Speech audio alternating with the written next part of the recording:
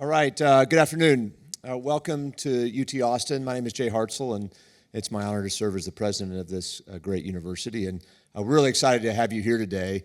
I almost fell down. That would have been a bad start. It's always a great day on the 40 acres, but when the governor shows up, it brightens our spirits, and it's also a sign it's a big event. So thanks, Governor, for being here today. Welcome back to campus. We've had a good week together. Had a big announcement on Monday, and now to have you back here today, so we appreciate it. It's also great when we get a couple of leading CEOs, one of whom is our graduate. We'll let you figure that out as we go through the agenda today. But really happy to have you here, and then have one of our faculty members lead the discussion, Professor Dale Klein. And I don't want to steal the governor's thunder, but as you think about the state of Texas that we're in, I think there's no doubt it is the energy state. It is the leading energy state in almost any dimension across the board you want to name, from jobs to production to importance to impact on the rest of the world. And we think of the flagship of this state as the University of Texas at Austin as the energy university. And we've got some great parts around campus to, I think, back up that claim.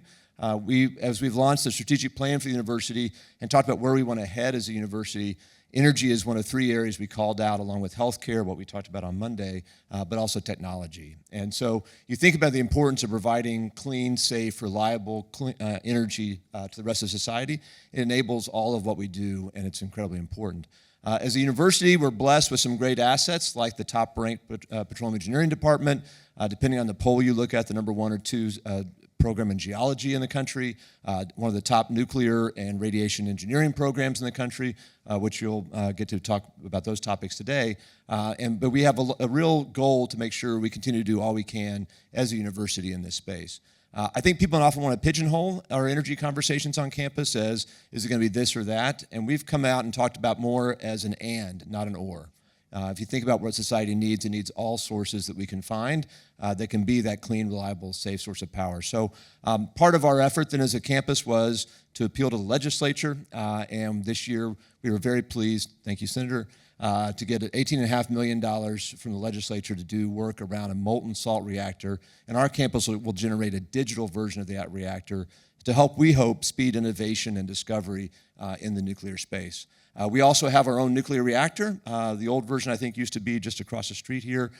We now have the country's newest research reactor at a university, which is out at our Pickle campus and is part of what we use to hopefully bring great faculty and students together to work on these important topics. So with that, I'm going to turn it over to Professor Dale Klein. Professor Klein joined the university after graduating from the University of Missouri with his PhD.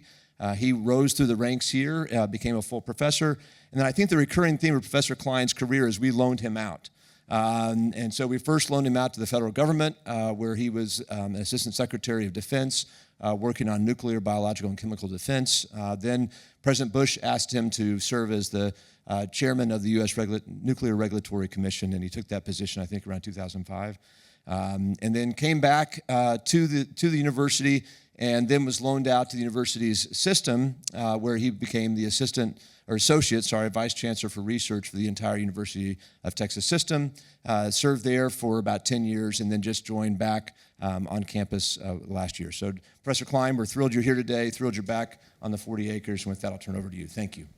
Well, thank you very much, President Hartzell, and thank you for hosting this event. It's nice that we're in this wonderful auditorium. It's much different than the auditorium that I had when I was an undergraduate, and it's appropriate, since we're talking about energy, that we're in the Hildebrand Auditorium, although we're going to talk about a different kind of energy instead of oil and gas today, but oil and gas has to be a part of our energy mix. Just so you know what the format of the meeting is today, I will introduce our three members of the program. And then they will give a short opening remark, and then I get the fun part of asking them questions, and so I get to be a student again and ask questions. So, and then we will finish hopefully around 3 o'clock. So we'll stay on target, since I know the governor has another job to do, and so he'll always has challenges with time schedules. So let me first introduce a person who needs no introduction, and that's Governor Abbott. So Governor Abbott was named the outstanding governor for the nation in 2020.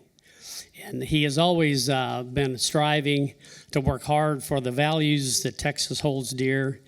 And he also has worked hard so that the people of Texas have the best place to live, to work, and to be employed. He has several major initiatives underway to make Texas better. He wants to create more jobs. He wants to basically have economic opportunities. He wants to educate the next generation of leaders. He wants to have parents regain their control of education. He wants to enhance and maintain our liberal value or our values for a strong society, and he wants to secure our border. So those are just a few of the tasks that he has on his plate, among many others. He has a wealth of experience in terms of being a public servant. In 2014, he was first elected governor. In 2022, he was reelected for the third time. Prior to that, he served as the 50th Attorney General for the state of Texas and is the longest-serving Attorney General for the state of Texas. He also served as a Supreme Court Justice. He also served as a state district judge from Harris County. And the most important thing is that he's a Texan. So he was born in Texas, and then Wichita Falls, and he grew up in Duncanville. He is a graduate of UT Austin, and then he obtained his law degree from Vanderbilt University. And shortly after his after he graduated from Vanderbilt, he suffered an accident when a tree fell on him while he was jogging, and unfortunately limited his mobility. But he has always said that your life is not determined by your challenges, it's determined by how you react to them. And I think he has demonstrated that. Governor Abbott and his wife Cecilia, and his wife is a former teacher and a former principal, and she's also the first Hispanic First Lady. And we're married in 1981. Their daughter Audrey is in the financial sector. And so I think the tagline is promises made, promises delivered. Please welcome Governor Abbott. Thank you very much, and thank you all. Very importantly, thank you all for being here, and I want to thank these other panelists for being here. I'm kind of an add-on, and let me explain why I am involved as well as interested in what we're talking about today. For one, Texas is the energy capital of the world, but more important than that is what are we doing with that energy, and what does it mean for our future in the state of Texas? Very important to our state is how we use that energy to generate power for our power grid, for a state that is growing massively. Texas, when we are at the height of our production during a day, we generate more power than California and New York combined. And when you look at the fact that Texas is the fastest growing state with regard to population and businesses, you know that our demand for power is only going to increase. I see some members of the PUC who are with us today, and one thing they know, and that is just this summer, we have already set something like 7 or 8 all-time records for the amount of power that we have generated to meet the demand for this state. Historically, Texas has led, and we still do lead, the nation in oil and gas production. Texas, if it were its own country, would rank, I think, 4th in the world for oil production. So our bona fides for energy production with regard to oil and gas are well known. Less well known is where we are in the other categories. Texas ranks number 1 in the United States for renewables. Well, we rank number 1 for wind, currently number 2 for solar. Probably by the end of next year, we'll be number 1 in the United States for solar. We rank maybe 5th in the world for wind production. One thing that we have realized, and I see Senator Colhorst here, and she is a state senator as well as the House members and myself.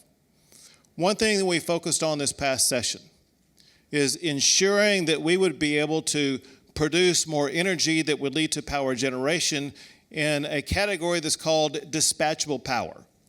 What that means is to ensure that when we turn that switch on, that power is going to be there. To state the obvious, at nighttime, when you want to tap into solar power, you're not going to get any solar power. at times of the day, you may not get very much wind power.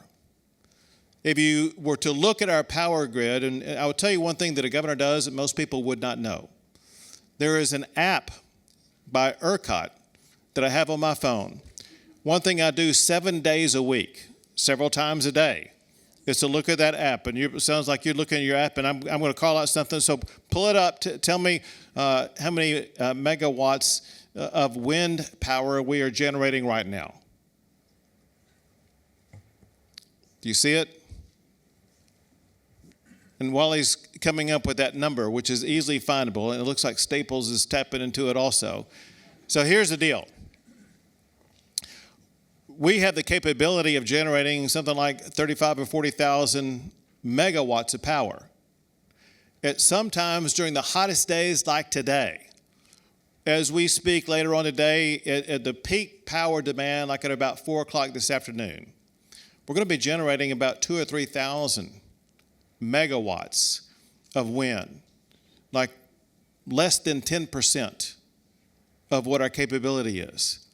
And there will be days when at the height of the day, we will be generating even less than that, whether it be the heat of winter heat of the summer or the cold of winter.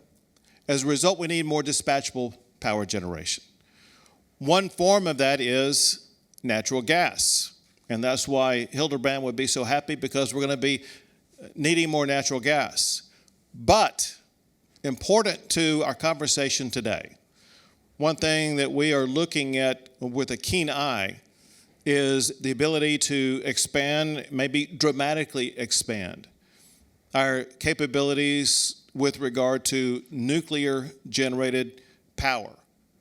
If you were to, again, look at the baseload power generation that we have, one constant among our baseload power is nuclear.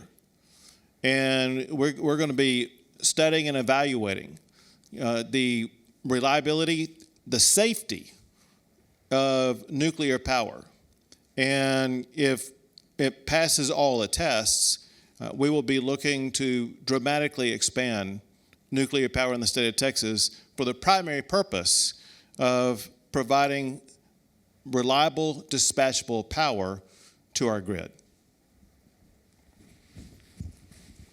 Well, thank you very much. Our next speaker will be Jim Fitterling. Jim is the CEO and chairman of Dow. He's very well known in the chemical industry as well as the manufacturing industry and others and beyond for his leadership skills. So Jim has spent a few years at Dow, 39 to be exact. And so Jim was very involved in both strategy and transformation. He was very much involved in 2015 when Dow and DuPont merged and then later split again. So he became CEO of Dow in 2019. He is also very involved in sustainability and leading a lot of innovative and sustainability programs. He's been a very big leader in plastic recycling and the Dow's recently announced initiative on plastic sustainability. So he has also been very involved in leadership within the industry and within Dow. He's a graduate of the University of Missouri-Columbia. He grew up in Missouri, and he joined Dow a month after he graduated. Under the small world category, Jim and I both grew up in Missouri.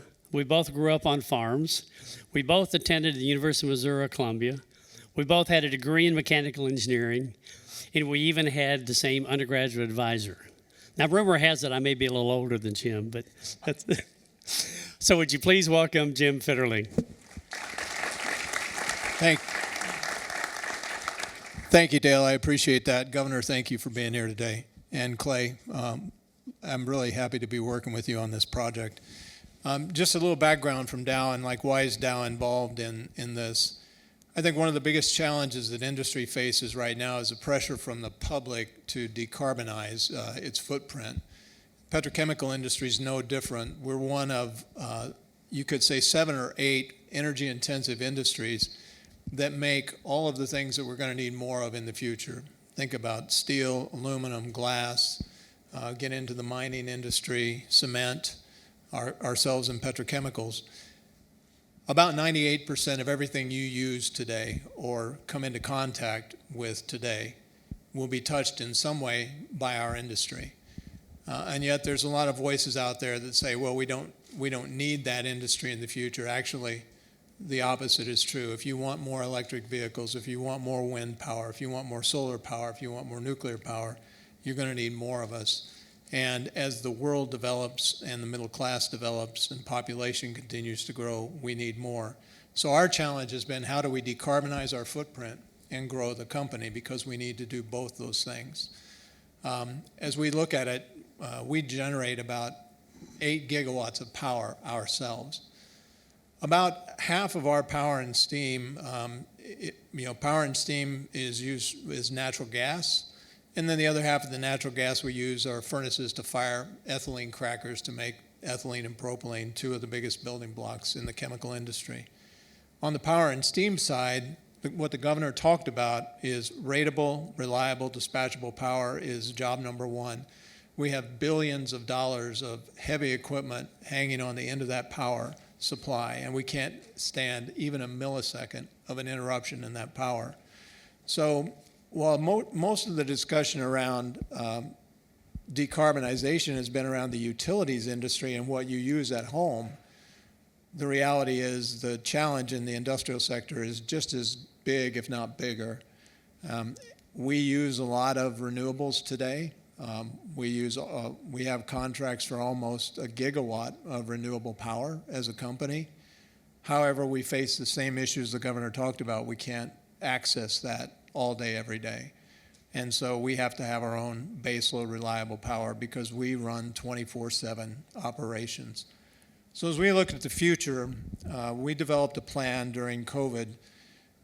We just took advantage of that time to look at all of our assets and say, how do we by 2050 get to the point where our scope 1 and 2 emissions on carbon are zero? Not how do we move away from oil and gas, but how do we get our carbon emissions to zero? Because oil and gas and hydrogen will play a part of that future, and nuclear will play a part of that future. Most of the energy assets we have are designed to work about 30 to 40 years, and then they reach end of life. And so the normal thing that industry would do at end of life is replace them in kind. But with this challenge in front of us, we've got to look at replacing them with the power needs of the future. And small modular reactors for nuclear, I believe, is going to be the best way for us to have low carbon power. Now, look, the rest of the world is going to need our oil and gas because if we don't supply LNG to the rest of the world, they're going to build their rural electric grids, say India, China, on the basis of coal-fired power. And if they do that, we won't do anything to solve climate issues. So it's important for us to realize the balance in the two. One of the reasons we decided to work with X-Energy on this project and to do it here in the state of Texas is because it's a good fit for us. Our site at Seadrift, Texas, has a good mix of power and steam needs. We will use about 320 megawatts of electricity, and so that will be 4 80-megawatt X-Energy units. Those are high-temperature gas reactors that are helium-cooled. One of the beauties of that is that that technology allows us to create about 3 times that amount of steam equivalent. And when I say steam, I mean greater than 1,000 PSI steam, which is what we need to run our operations. So it's very unique to that technology. 4 of those units to generate 320 megawatts of power will take up the space of about 30 acres. A 1 gigawatt nuclear plant at a big utility scale would have about a 10-mile radius surrounding it from a safety perspective. Very different safety profile, very different operating profile, fits that site very well, and it allows us to take the Seadrift site with a couple of other changes that we need to make on site, take the entire site to zero scope 1 and 2 emissions. That's dramatic. And I'll talk a little bit later about a couple of other things that we're doing, but I believe that nuclear energy, because of the energy density and because of the low carbon nature of it, is the way we have to go for energy intensive industries. And I also think because of the increment of scale that you can bring on, the utility sector is going to want to look at it seriously for incremental expansions of that ratable dispatchable power that they need to keep the lights on for homeowners, especially when we're in heat waves like we're in right now. Thank you, Jim. Well, our next speaker is Clay Sell. Clay is currently the CEO of X Energy. He became CEO in 2019. 2019 must have been a good year for CEOs, it seems. Prior to joining X Energy, he was president of Hunt Energy Horizons. And then prior to that, he served over 14 years as a public servant in Washington, D.C., or I guess we could say the swamp, from how it appears in the summertime. What's interesting about serving as a public servant in Washington, D.C. is that the time is really measured in dog years. So while Clay spent 14 years in our time, it was really 98 years as a public servant in Washington, D.C. Clay had one of the most remarkable careers that I've seen of a public servant. He joined the area of Washington, D.C. as chief of staff to Mac Thornberry. And when he finished several years with Mac, he moved over to the energy side of the Senate, where he worked closely with Senator Pete Domenici on energy and natural resources. Then he took a slight diversion and became a special assistant to President George W. Bush. Did that for a few years, and then he became Deputy Secretary of Energy.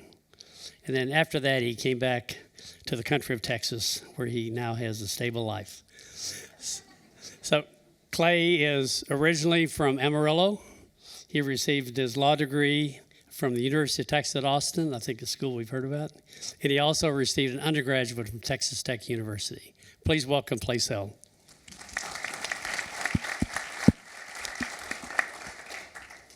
Thank you, Dale. That was kinder, honestly, than I expected. Thank you.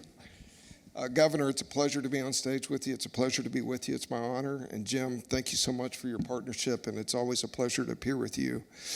I feel so fortunate to be here to get to address you. I want to tell you about X Energy. Think of us, we are a developer of advanced nuclear power systems, and we are a manufacturer of fuel.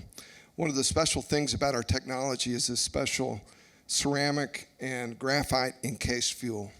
The Department of Energy has called this the most robust fuel in the world, and it is the beginning of this extraordinary safety case that is our X Energy technology. This technology is a game changer because of its safety. We will build a plant that is physically impossible, Governor, to melt down. When you start with a plant that is physically impossible to melt down, it completely changes the nature of your engagement in the community. Judge Meyer, it's good to see you here, as well as how we engage with the regulator and the functionality it gives us. Among the things that this safety case gives us is the ability to operate on a very small footprint. And so, as Jim indicated, we don't have to deal with 10-mile radius emergency planning zones. The emergency planning zone for this plant will be about 400 meters, if I can get Commissioner Wright to agree with us on that. And that means even within the property boundary of our plant will be the emergency planning zone, but not outside that property boundary. The small footprint also allows us to locate close to customers like the Seadrift site at Dow to provide steam.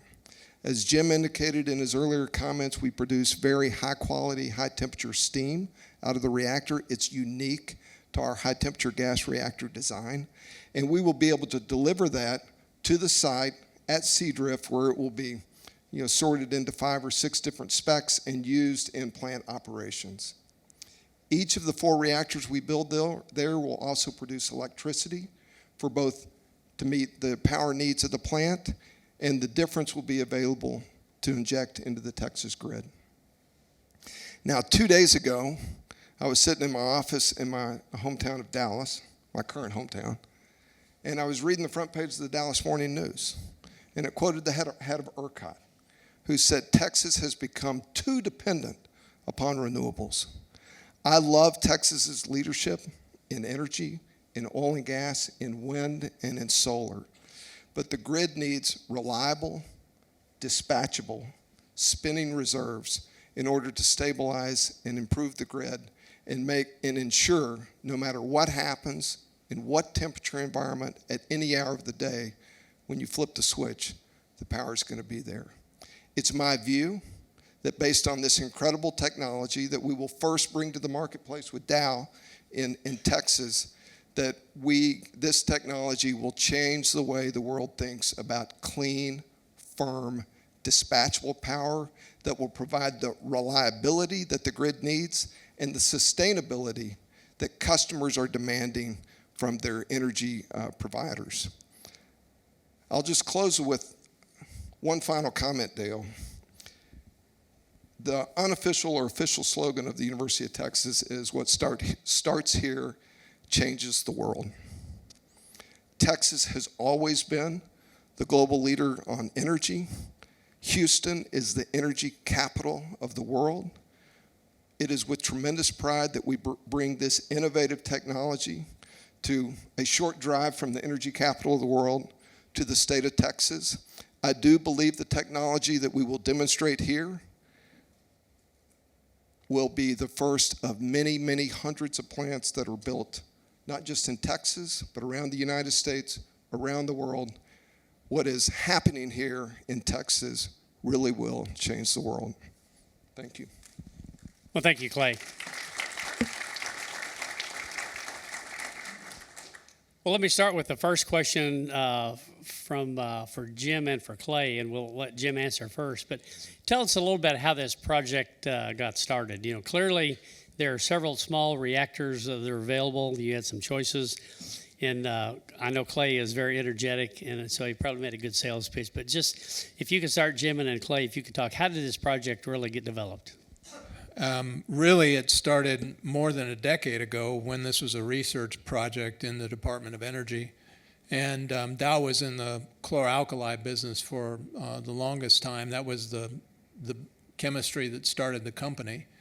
And chlor-alkali is a very energy-intensive process. About 70% of the cost of making chlorine and caustic is electricity.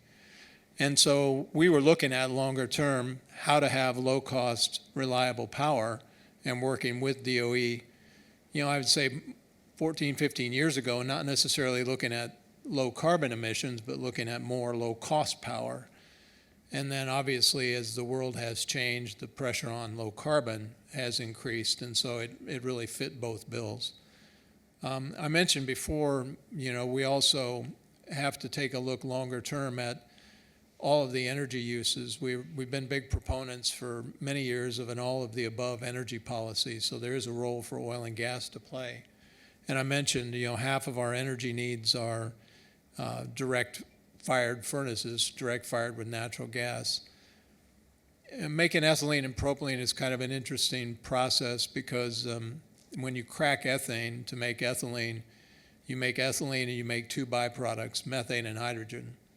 And so with the addition of one unit operation, really an autothermal reformer, we can take the byproduct, methane and hydrogen, off of that cracker, convert it to hydrogen, pure hydrogen, and fire those furnaces with hydrogen. So at our big sites where we crack ethane and propane, and we had a route to decarbonize the production of ethylene, but we didn't really have a route to decarbonize power. To try to strip CO2 off of a combined cycle gas plant is very expensive capital-wise. And so as we look at it, we said, what are the other alternative technologies we could look at for power and steam generation? And it took us right back to this technology with X-Energy. And Clay? I'll add to the story. You know, X-Energy as a company was founded 14 years ago. And so we've been developing the technology, doing trade studies. A key moment for us happened in 2020, whenever we won a major award from the Department of Energy, then under the leadership of Secretary Dan Brouillette, who's here in the crowd. And they decided to make a substantial investment north of $1 billion of public dollars into X-Energy to bring our fuel manufacturing capability and our reactor to the marketplace. So that was a huge moment for our company. Not long after that, as Jim and the group at Dow were internally making their decisions, and since they had become familiar with this technology due to a previous research project at the Department of Energy, we got together. I think it was a lunch in May of 2021. And Jim laid out his vision for what they needed, what they required. We got our teams working together. About 15 months later, they had wire brushed us pretty hard, and they'd come to the conclusion that we were worth working with. And so in August of 21, in August of 22, we announced that.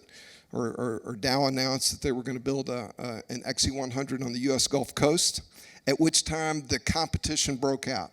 Was it going to go to Louisiana? Was it going to go to Texas? And I spent a little bit of time in senators' offices, and I kept telling them, it's not my decision, it's Dow's decision. But ultimately, they decided on the Seadrift site. They announced that in May of this year. We had our first community meeting on May 31st of this year, and we'll make our license application to the NRC in the first quarter of this year, just after the first of the year, and with a plan to support Dow and its aspirations to have the project online by the end of the decade. Great, thank you. Well, Governor, the state of Texas has always been an energy pioneer. How do you see this advanced nuclear playing the role for Texas being a leader in the energy field? Well, it can play a pivotal role, an essential role for the future of the state of Texas. Kind of like what I was talking about earlier, and that is because of the growth that we have, we know for a fact we have to generate more power. To generate more power, we have to get that energy from somewhere. And even though wind and solar are growing rapidly, in part because of marketplace sectors, in part because of federal-based incentives, in order for us to have access to the dispatchable power that we need, we want to increase what I call base load capacity. So on an ongoing basis, there's going to be this base load that will be constantly available for us to keep the lights on. And I think the best way that we can expand what we're doing in the state of Texas as we increase the power that's going to be available is to look into this issue about nuclear power. Let me just give you some numbers. So we currently have the capability of generating somewhere between 90,000 and 100,000 megawatts of power. When you look at the growth that we have, whether it be businesses or homes, whatever the case may be, we will need to increase that to 110,000 to 120,000 megawatts of power generation. Where is that going to come from? And where is it going to come from reliably? And as we search for answers to that, again, one thing that we're looking at, it could be nuclear, but to narrow down, so we already have primarily two nuclear facilities in the state of Texas. There's the South Texas Nuclear Project, and then there's Comanche Peak, which is a facility kind of a little bit south of Fort Worth. Those are the two large-scale nuclear facilities that we have.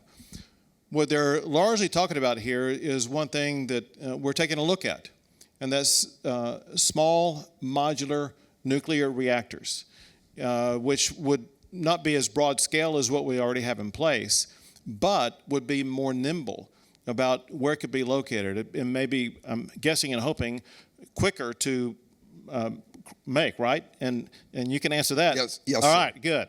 Because we have a need for speed and a need for power and a need for the power to be available in different areas. And so what they're talking about sounds like exactly what Texas is looking for to add to our energy portfolio so that we are going to be able to increase our base load power to provide to all of you all and all of our fellow Texans to make sure that you are able to keep your lights and your power on.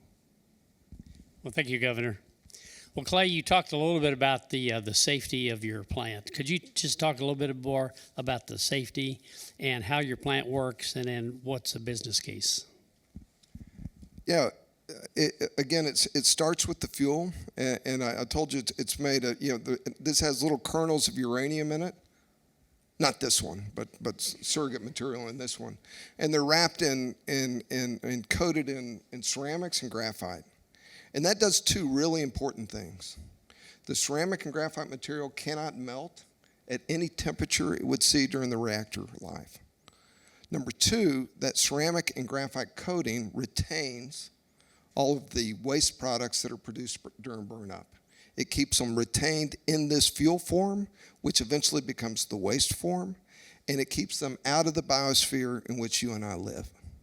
And that is extraordinary. And then part of the physics of the core, it has a self-regulating function to it. If the core were to heat up, if it lost coolant, it would automatically shut down the nuclear chain reaction and cool the reactor off.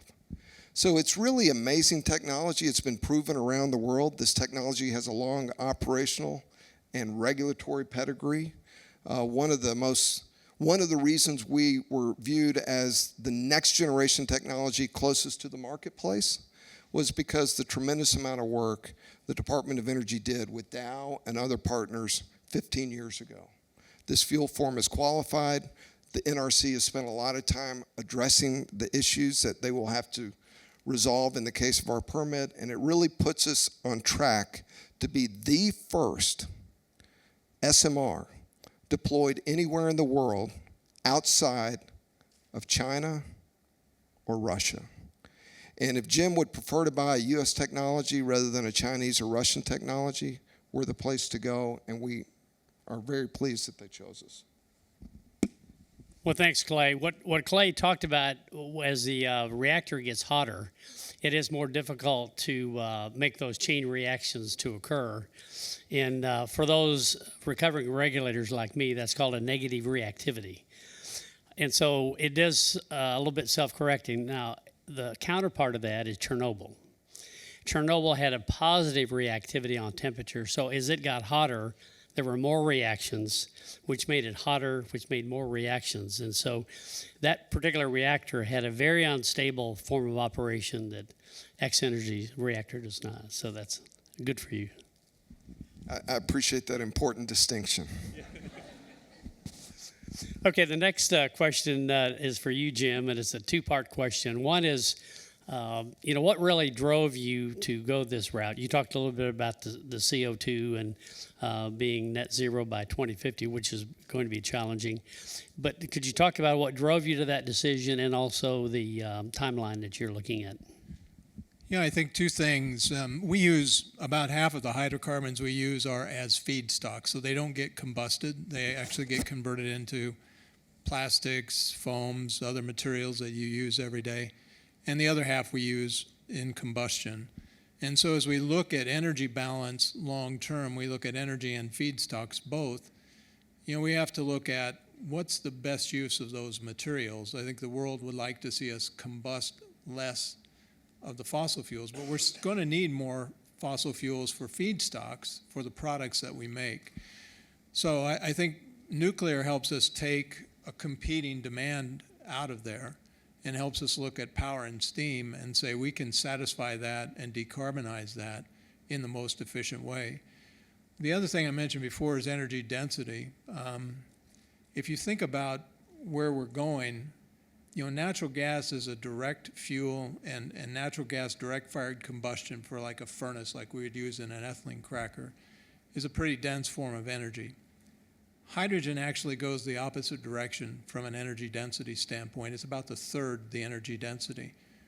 But in some applications, like if you're in a petrochemical complex or a hub with refineries around, you've got pretty good hydrogen generation. Hydrogen's going to make sense in that situation. It doesn't make sense maybe where you're in a standalone facility, like you get out to Seadrift, you're standalone. Hydrogen probably doesn't make sense. So nuclear plays a bigger role. And so our view is that nuclear definitely, because of the energy density, has a huge role to play in decarbonizing power and steam. It's spinning reserves, as Clay mentioned. It's available, reliable, dispatchable. Think about this for a minute. The governor talked about wind and solar. One of the things that's happened in both the United States and Europe is we're the only regions that have reduced our CO2 footprint. And I would argue that the United States is the only one that's reduced its CO2 footprint and increased its GDP output. Europe is kind of going the other way right now on GDP. China, Asia are all increasing CO2 footprint, all increasing GDP, but it's on the back of coal. We take 1,000 megawatt coal-fired power plant out of the grid. That's 900 megawatts plus of available dispatchable power. If you replace it with 1,000 megawatts of wind and solar, that's maybe 200, 240 megawatts of available dispatchable power. And to your point, at some points of the day, much less than that. And so where are we going to get available power? One of the reasons Texas has such, is the energy capital, and one of the reasons it's got population growth is business wants to be here. Business wants to be here because energy is affordable and because they like living in Texas. And so you've got a great problem to have, I would say, but we're not alone. There's a lot of parts of the United States right now that have huge population growth that are having the same challenges that you mentioned. And you won't incrementalize your way out of it with more wind and solar. You've got to address the baseload power. Cost is another big reason. Now, one of the reasons we're working with Clay, and I think the industrial application needs to come first, is nuclear's gotten a bad rap for two things. We addressed the safety concern already with this technology, but it's gotten a bad rap because of cost overruns. And cost overruns and time horizons that are very long, like think 20 years to get a 1 gigawatt reactor up and running. We're talking about having this up by the end of this decade. So if we can do that and demonstrate that, I think that resets the gain for nuclear power and how we can do it. One of the reasons energy-intensive industries like ours generate our own power and steam is because we need affordability. We're in a globally competitive market, and our costs are number one for us. So I could not afford, for example, to go pay the same rates that somebody would pay through an energy market and make the products that I make and have the ability to make profit and turn that back into growth. I need to generate it myself. And in order for us to do that, we have to de-risk the project.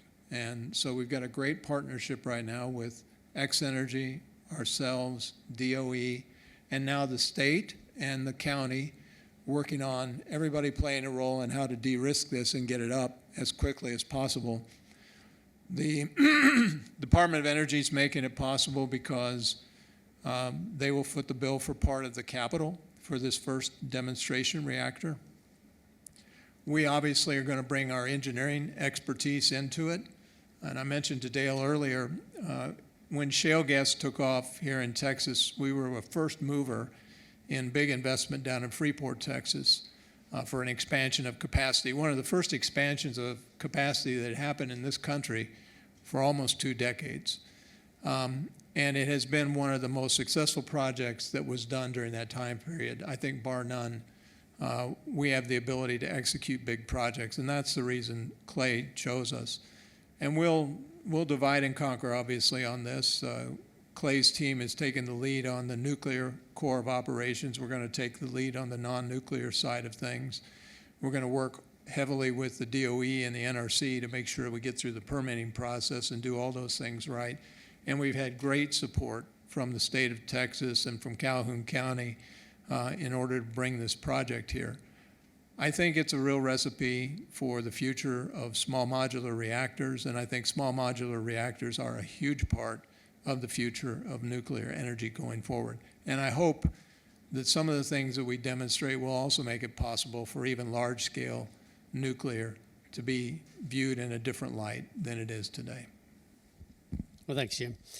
Well, Governor Clay had mentioned earlier about the role the federal government played in providing some of the support. Jim just indicated this really is a public-private partnership that includes the state. What other kinds of things do you think the state could do to help bring industry and advanced technologies to the state?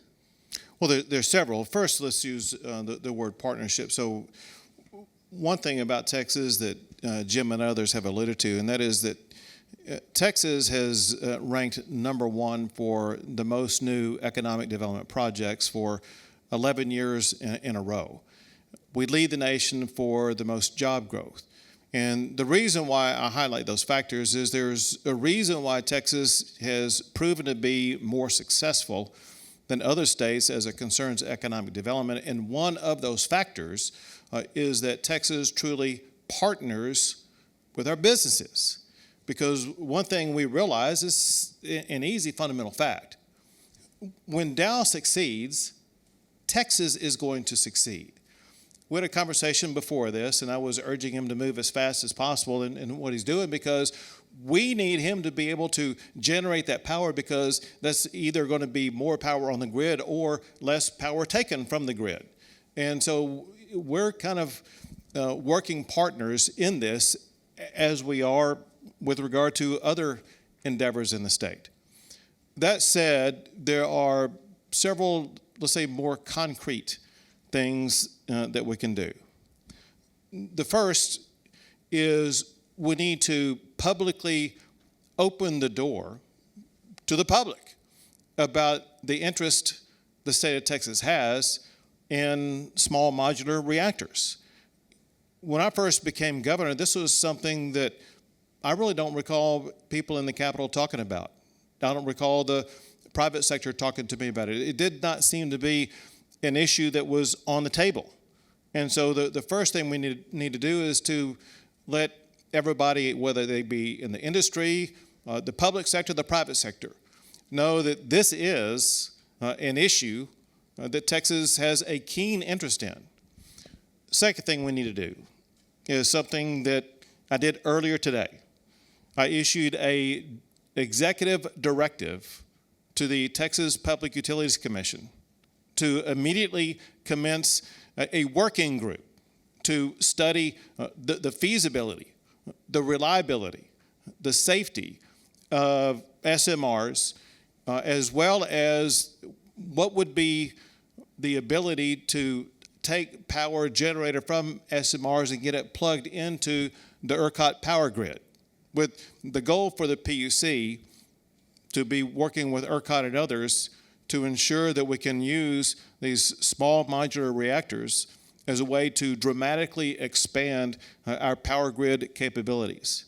And then the last thing that we can do that we have done in the past time and again, and that is to incentivize the generation of baseload power.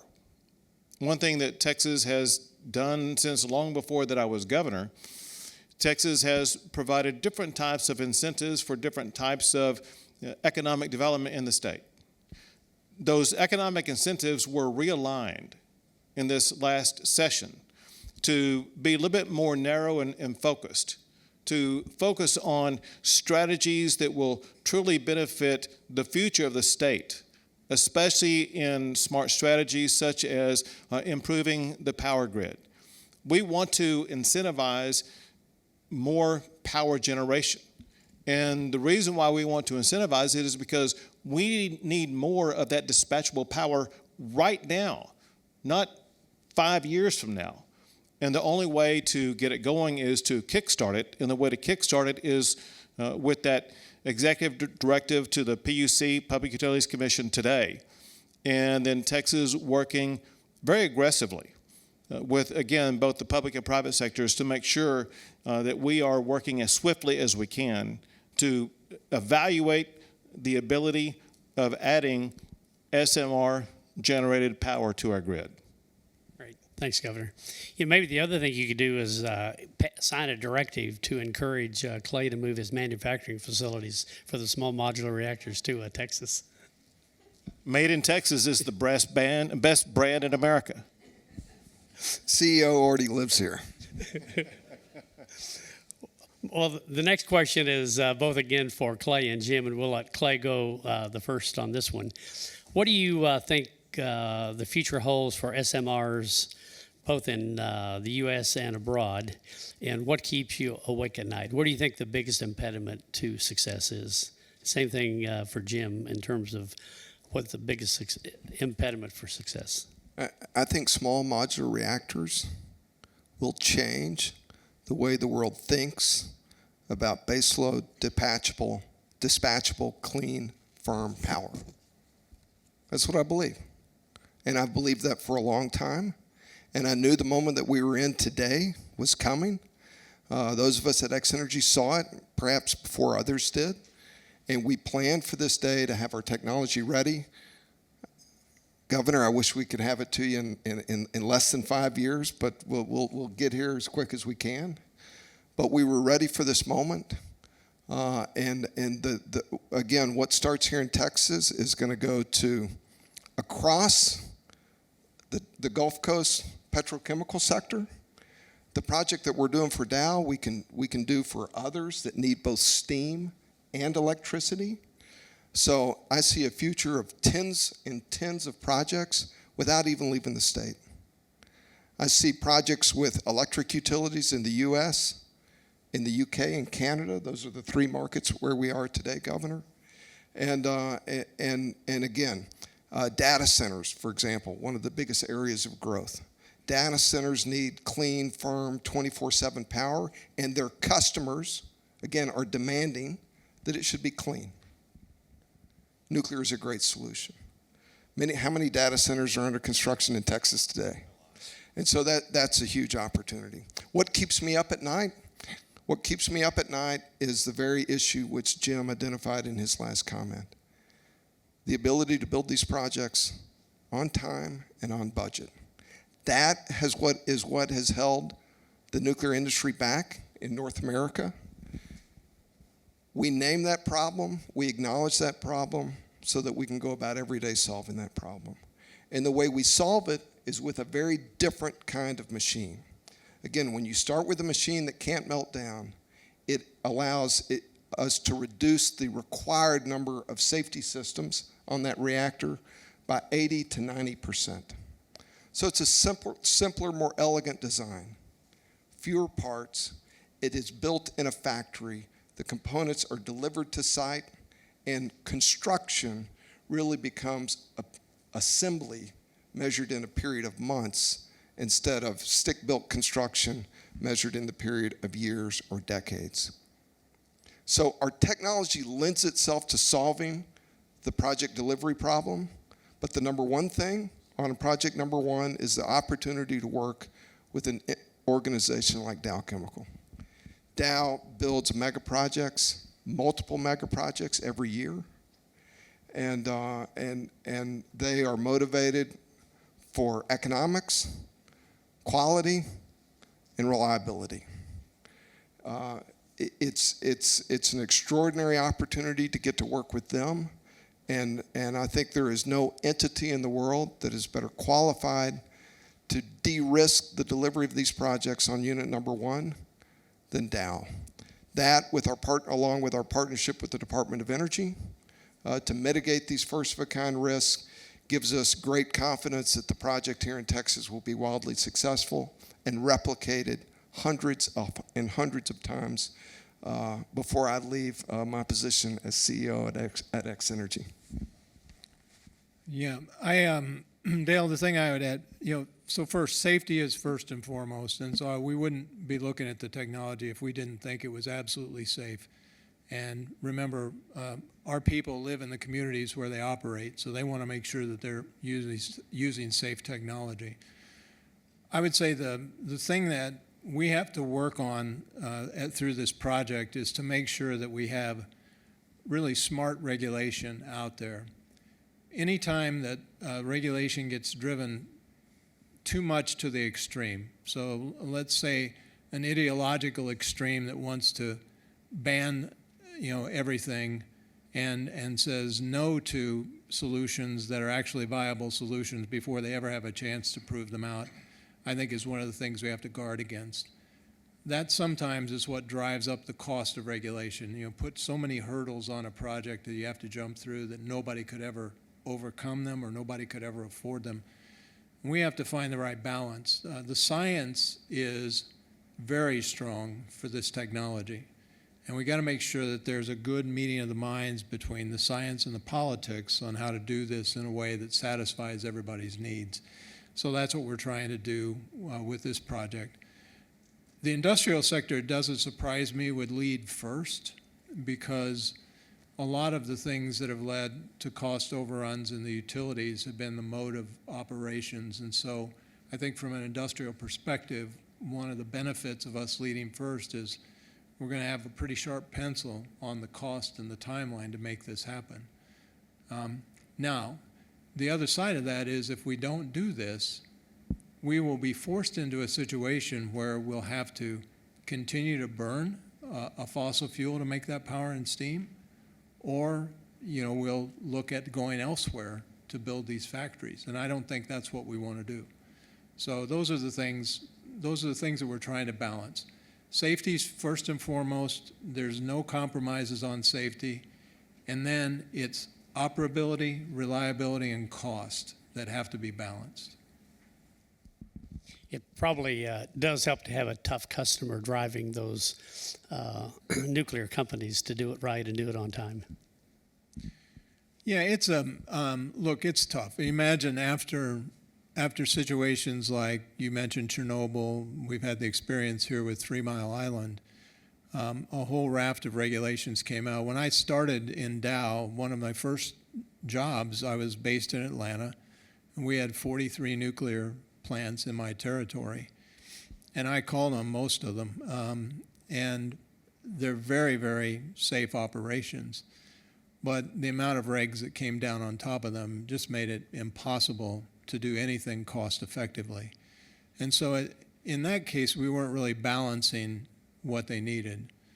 And I think people need to take the opportunity to take a step back and say, long term, if we want low carbon energy, then we're going to have to think about the density of that energy and the cost to decarbonize it.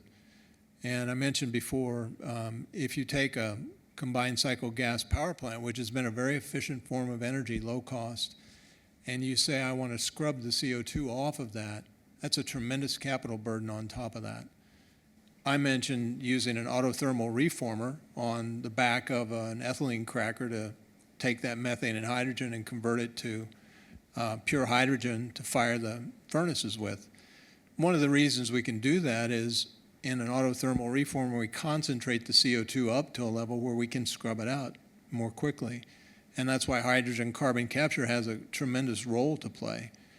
That actually makes good use of our natural gas and allows us to continue to produce a form of hydrogen. The United States did a fantastic job with the IRA, and if I compare and contrast Europe and Europe's incentive programs with the United States, you all noticed when the IRA bill passed, Europe was very concerned, and they were very, to some extent, critical, but then thought we were trying to take their investment away. But Europe was very narrow in the definition of hydrogen. They said we will only support the development of green hydrogen and certain types of green hydrogen as part of the future. They don't support drilling for oil and gas to any great extent. They would only support certain kinds of green hydrogen.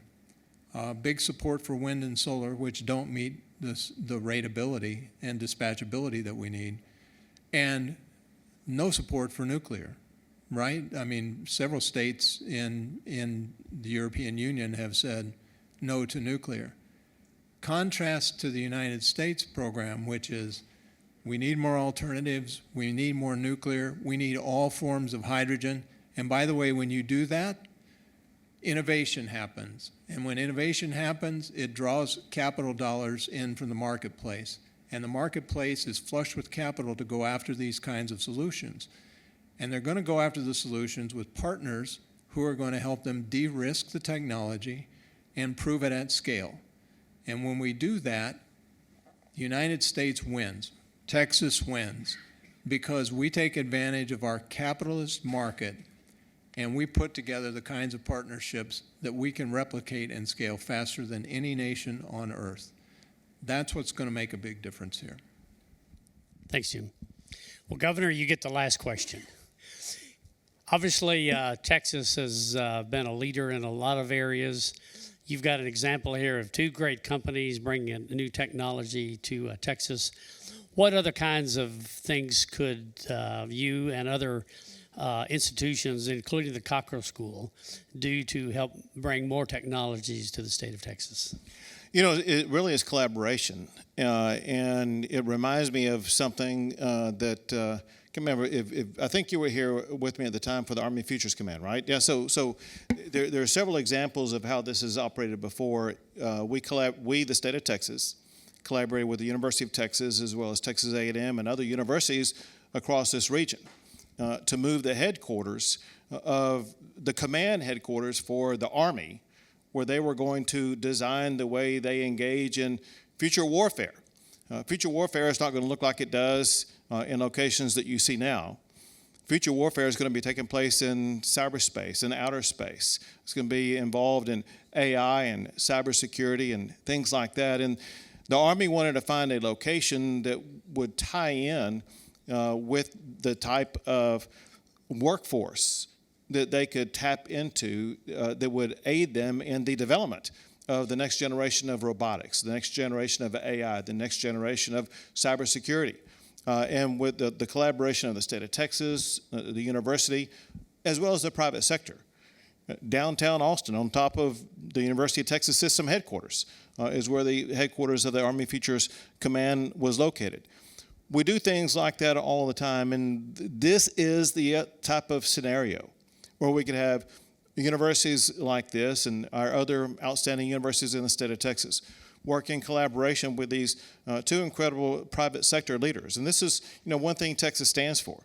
Texas is the leading innovation state in the United States because we've got innovators in Dow, what they're doing, innovators in X Energy in what they're doing, and then we put wind at their back, whether it be the state or the university, whatever the case may be. So this is a perfect example of how Texas brings all these folks together. And again, I want to thank Senator Colcourse. If I recall, Calhoun County is in your district, which is one reason why she's here. So she's going to be able to get to see firsthand exactly what's going on. And if it goes right, you will never have a stronger advocate on your side than Senator Colcourse. But I see the time is out. And I get to close things down. So I'm going to do what I really want to do more than anything else. In honor of my friendship with Jay Hartzell, I think the best way I could close it down here being just a few weeks before opening kickoff, close it down by saying, hook 'em horns.